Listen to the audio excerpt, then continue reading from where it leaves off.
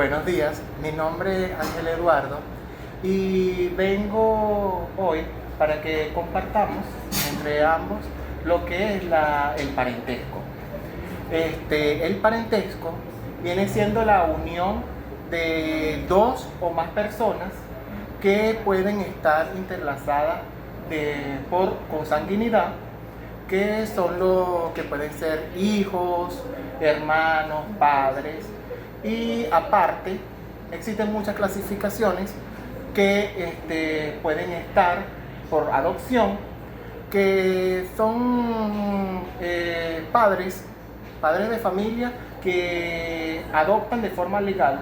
Esto entra en la parte civil, Alejandra, donde ellos adoptan adoptan niños que necesitan un hogar y los vuelven parte de su familia y comparten los mismos derechos y deberes que otro de consanguinidad. Ajá, correcto, que posea sangre, que sea de la línea directa de ellos.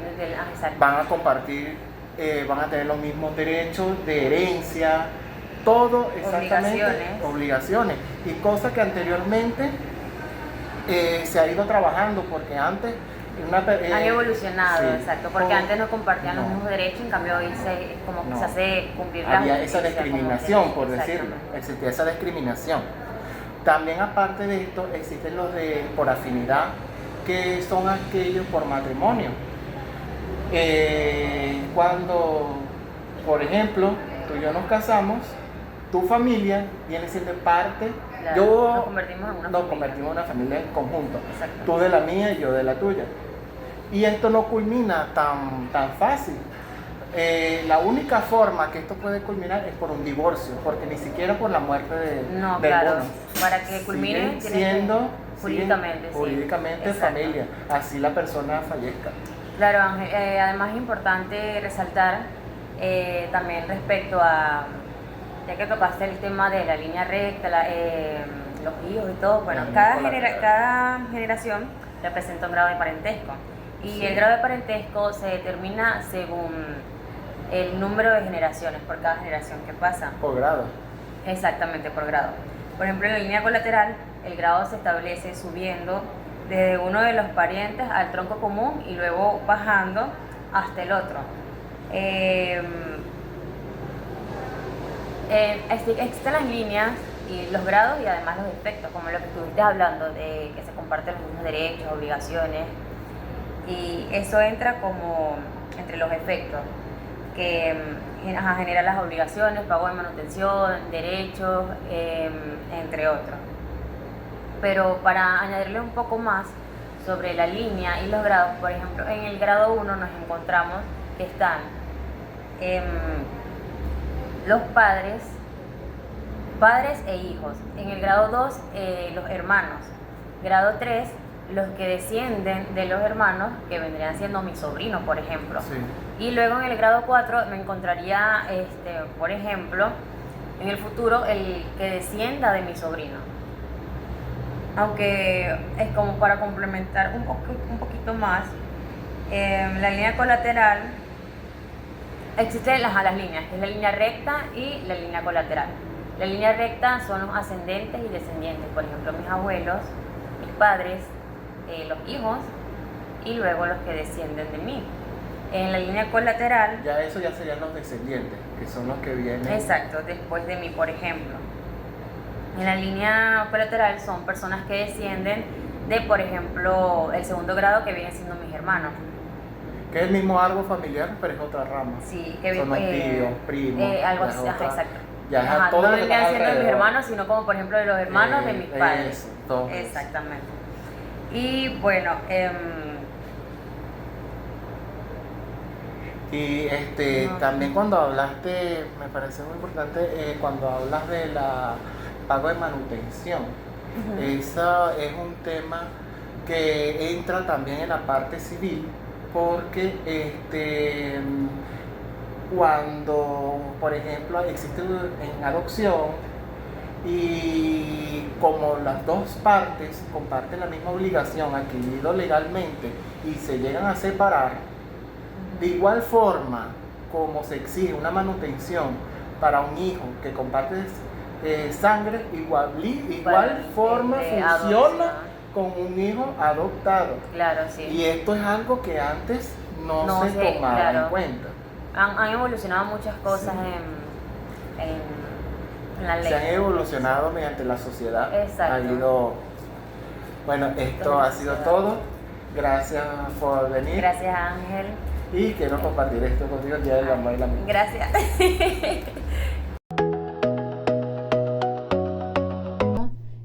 Para continuar un poco con este tema de lo que es el parentesco, se puede decir que el parentesco es el vínculo jurídico familiar que existe entre personas, ya bien sea por consanguinidad, por afinidad o por adopción, ¿verdad? Según el autor Sojo Bianco, él enfatiza que el parentesco es la base fundamental que constituye una organización familiar, ¿verdad? Ya que este autor ve al parentesco como un pilar fundamental que no solo integra lo que es a los parientes por consanguinidad o afinidad, sino que también integra a los que son parientes por matrimonio como un eje relacional a lo que es el parentesco, ¿verdad?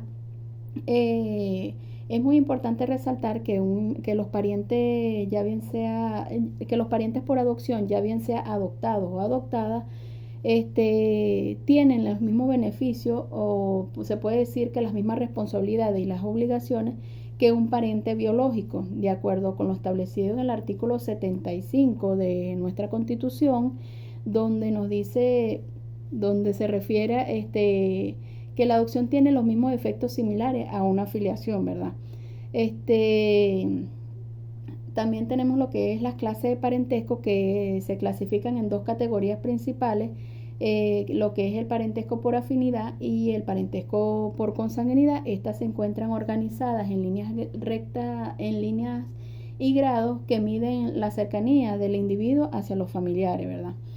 El parentesco por consanguinidad, este tipo de parentesco se basa en las conexiones biológicas que existen entre los familiares que los une un origen en común, ¿verdad?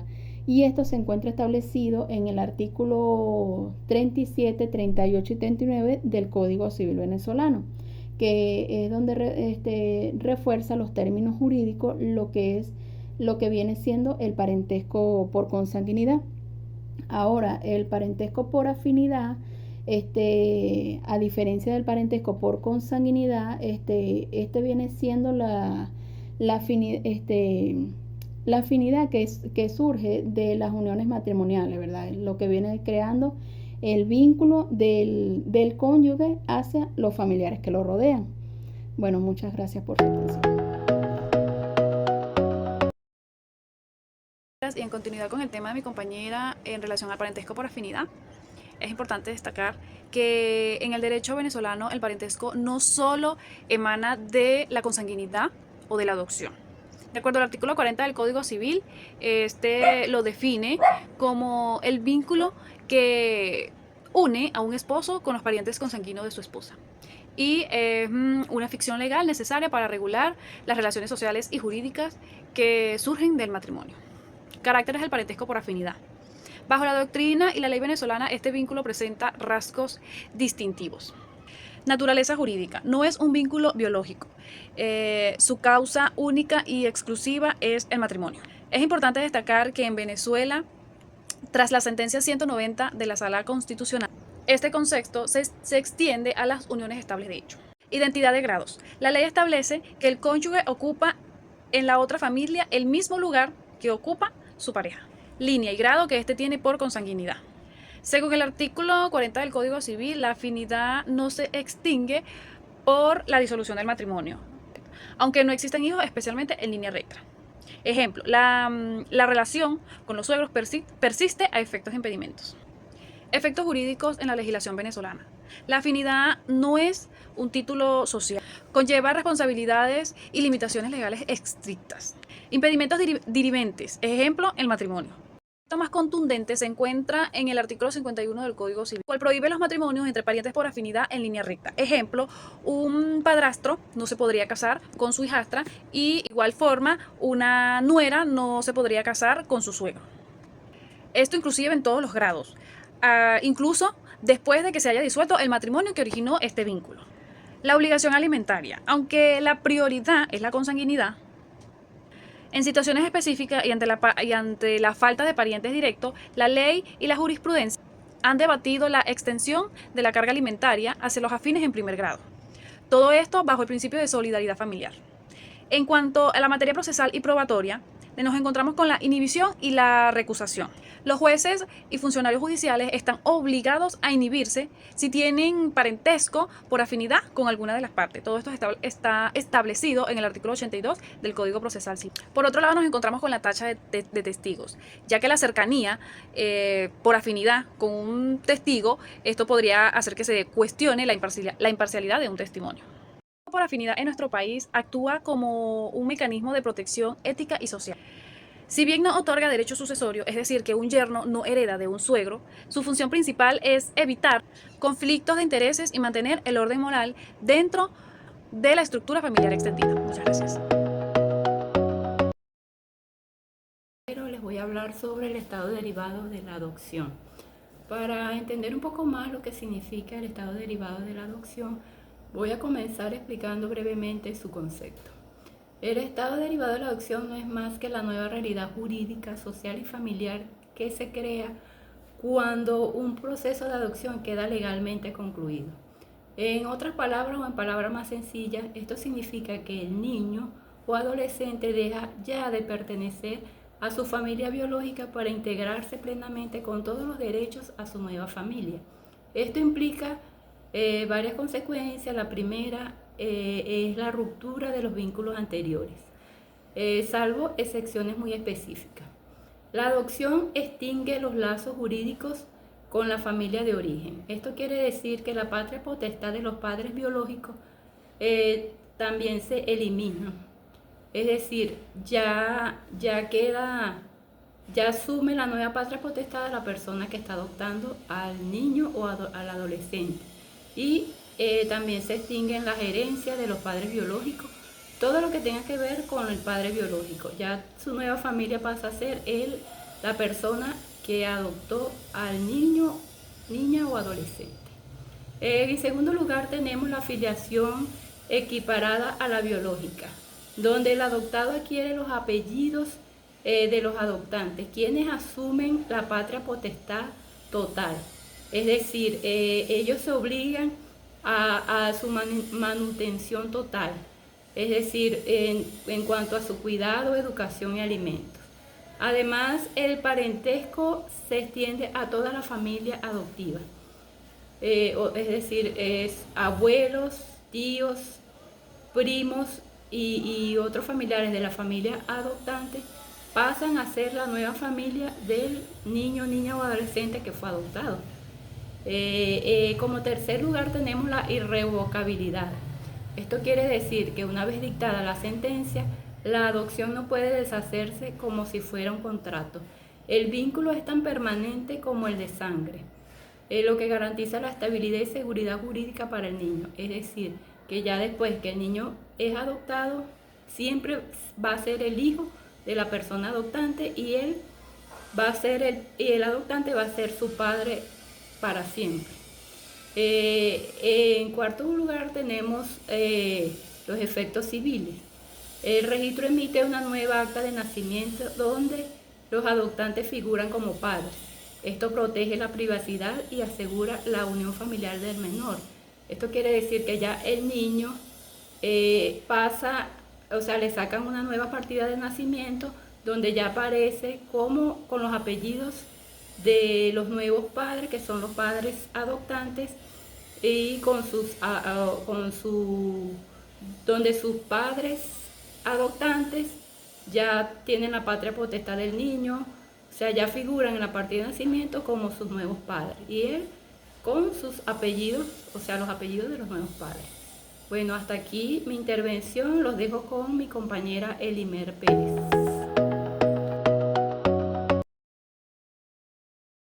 Voy a continuar con el estado derivado de la adopción. Si lo vemos desde el marco venezolano, la LOGNA en su artículo 406 establece que la adopción busca proveer al menor de una familia sustituta, permanente y adecuada. Y en los artículos 425 al 427 se regulan los derechos y obligaciones recíprocos entre adoptante y adoptado. La doctrina también aporta. Valera en 2017 sostiene que la adopción no solo es una ficción legal, sino una realidad jurídica que extingue el parentesco con la familia biológica y crea uno nuevo, con idénticos efectos al de la filiación natural. Él enfatiza que este estado es irrevocable y que asegura estabilidad. Por su parte, Benavides, en 2005, señala que la adopción ha evolucionado. Antes se veía como un beneficio para el adoptante, pero hoy se centra en el interés superior del niño. Ella advierte que este estado requiere un marco normativo sólido para evitar prácticas indebidas como lo es el tráfico de menores. En conclusión, el estado derivado de la adopción representa una garantía de protección y estabilidad para el niño, asegurando su derecho a crecer en un entorno familiar idóneo. Así, tanto la normativa venezolana como la doctrina coinciden en que este estado no es un artificio legal, sino una institución que materializa el principio del interés superior del niño y la protección integral consagrada en la Constitución y la Ley Orgánica para la Protección del Niño, Niña y Adolescente, que lo es la LOGNA. Muchísimas gracias.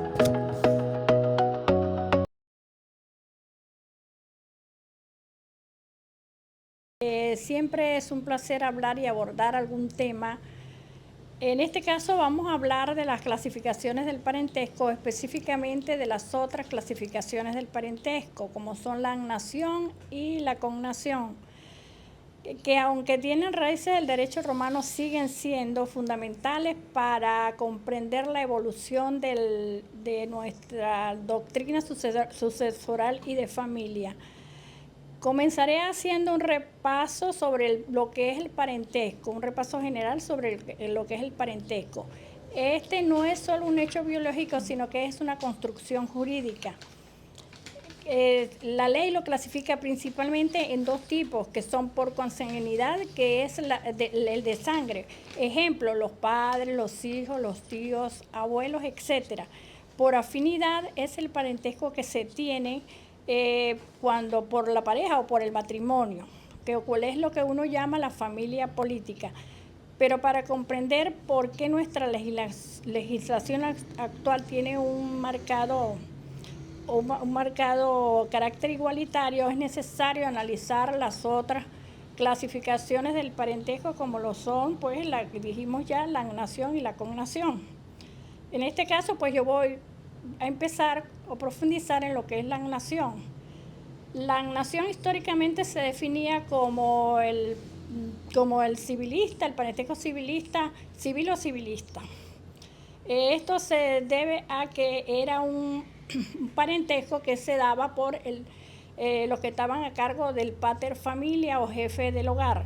El pater familia era el que dirigía el grupo y era más bien como un acto de pertenencia o de poder. Él era el que tenía todas mandaba a todo el grupo. Ejemplo, por lo menos si él no tenía lazos consanguíneos, ejemplo era que, por ejemplo, la hija del pater familia, así siendo la hija de él, cuando se iba de la casa o se casaba, ella no pertenecía más a esa familia y simplemente la desechaban de ese grupo porque no pertenecía al mismo grupo del pater familia, y solamente era de la línea masculina, solamente lo dirigían los hombres. Es como decir que no se transmitía la línea materna. Era un régimen más que todo de poder y de autoridad y de pertenencia. Hoy en día la agnación ya está en el sistema jurídico venezolano, está ya obsoleto, ya no se usa porque no era un sistema que protegía a la familia y que no seguía los lineamientos sanguíneos. Y en este momento pues ya la legislación venezolana ya promulgó o se sigue lo que es el proceso de la agnación. Por lo menos en ese sistema tú eras pariente agnado de alguien si estaba bajo la misma autoridad masculina. La agnación representaba una estructura de control y propiedad. Era, o sea, que servía a una sociedad de castas y poderes absolutos. Hoy en día, como dijimos, en el derecho moderno nosotros nos regimos por la agnación. Ahora ya viene lo que es la agnación, pero en esto pues, porque ese es un parentesco que es natural y justo, pues no importa si tú eres hombre o mujer para poder transmitir el apellido o los derechos. Sin embargo, tenemos que entender la agnación porque nos ayuda a comprender por qué durante siglos las herencias solo pasaban de los padres a los hijos. Pasaban de los padres a los hijos, pero a los hijos varones. O por qué los apellidos funcionan como funcionan hoy, porque ya se ve o entendemos que todavía el apellido es el paterno, el que se pone a los hijos, el primero pues. Ahora es diferente porque con la agnación pues la familia ya es un núcleo afectivo. Antes no, antes en la época romana pues era eso, era una unidad de poder y de control más que todo. El jurista venezolano Raúl Sojo Bianco enfatiza que la evolución de la familia venezolana se dirige a proteger el grupo familiar donde prevalece el parentesco por consanguinidad. Pero para hablar y continuar sobre lo que es la agnación, los voy a dejar con el compañero Giancarlo Vitondo, que se nos va a hablar sobre esto. Muy buenas tardes, mi nombre es Veniero Giancarlo Vitondo. Les voy a hablar del parentesco, pero sobre la cognación. ¿Por qué la cognación? Porque hoy en día el sistema ha cambiado. ¿Por qué ha cambiado? No es que ha cambiado, sino el tiempo va dando los cambios. ¿En qué se transforma esto? Bueno, que en la cognación los hijos, tanto varones como mujeres, no se diferencian porque son los mismos hijos de padre y madre y heredan igualmente de la misma manera. Sí, era más que todo un parentesco por consanguinidad. Ese es el parentesco por consanguinidad. Sí, era un vínculo de sangre, pues. Ajá, exacto. Pero hoy en día, por la nueva constitución aquí en Venezuela, por el artículo 75, la cognación, tanto los hombres como las mujeres heredan igual, de la misma manera, porque son hijos de los mismos padres, padre y madre. Exacto. Bueno. Exacto, y esto pues cognato, la palabra viene del latín cognatio, que significa nacido de verdad. Es un vínculo que une pues a las personas que tienen un tronco común, como son padres, hijos, tíos, que vienen de los mismos padres. Todo lo que vienen, el tronco son los padres, ¿verdad? Ya vienen pues como dijimos. Como les decía, el artículo 75 lo refuerza. En el derecho moderno la cognación es la reina absoluta porque no distingue sexo. El vínculo se transmite tanto por vía materna como paterna. Exactamente, sí. Así es. Y no se rompe porque te cases o te vayas de la casa. Lo contrario de la agnación. Ah, exactamente. Que entonces, si la hija del pater familia se casaba o se iba de la casa, pues Entonces se iba de la casa, entonces pues ella ya no pertenecía, como habíamos dicho, a ese grupo familiar, a ese grupo, era un grupo familiar, pero era ya más que todo como un control que tenía ese pater familia. Entonces la hija se iba de la casa o se casaba y ya ella no era la hija de ese señor, pues ya perdía ya no era hija de él ni pertenecía a esa familia. Bueno, pero con la coronación cambió totalmente eso. La coronación, tanto los varones como las hembras heredan de la misma manera. Ajá. Son siempre hijos del padre y la madre, por consanguinidad. Entonces, Bueno, esto es lo que determina quiénes son los herederos, ¿verdad? Los herederos forzosos y quiénes tienen derecho a pedir alimentos y pensiones, ¿verdad? Entonces, de todas maneras, pues ya llegamos a la conclusión, y bueno, podemos decir que con todo lo que hemos visto y lo que hemos aprendido, podemos entender que las otras clasificaciones del parentesco nos da una idea más clara de la evolución del parentesco, siempre en favor de la transmisión y la defensa de la familia, de los derechos fundamentales de las familias, que son el pilar fundamental de toda sociedad. Muchas gracias por su atención, nos veremos en otra oportunidad.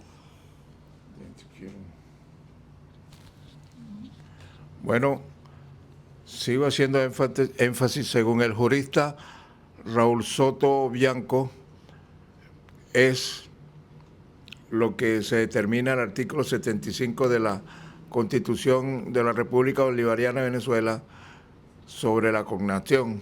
La cognación, pues, es el derecho moderno y ya no distingue entre hombres y mujeres como veníamos hablando anteriormente.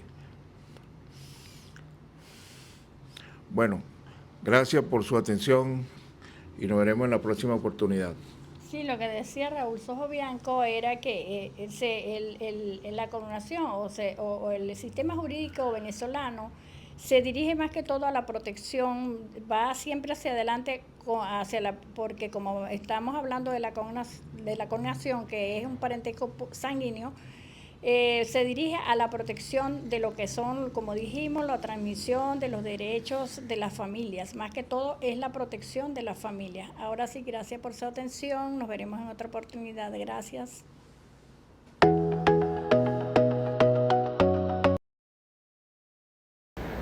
Buenos días, mi nombre es Bastida Jessica y en esta mañana quiero compartirles sobre el tema del parentesco espiritual.